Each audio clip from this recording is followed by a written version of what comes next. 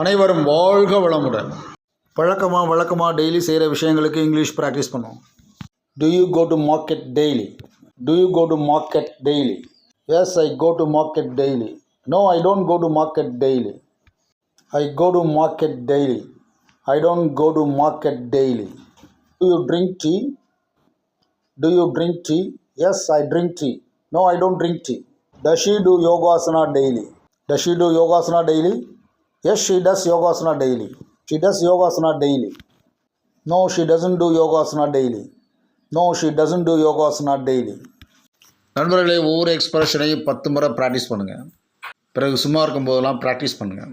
அப்போ தான் உங்கள் மைண்ட் இந்த grammatical structure, meaning, pronunciation, style of speaking எல்லாத்தையும் பிக்கப் பண்ணும். இப்போ நீங்கள் ப்ராக்டிஸ் மட்டும் பண்ணலை, இங்கிலீஷும் பேச ஆரம்பிச்சிட்டிங்க. மறுபடியும் கொஞ்சம் ப்ராக்டிஸ் பண்ணுவோம். Do you go to market daily? Do you go to market daily?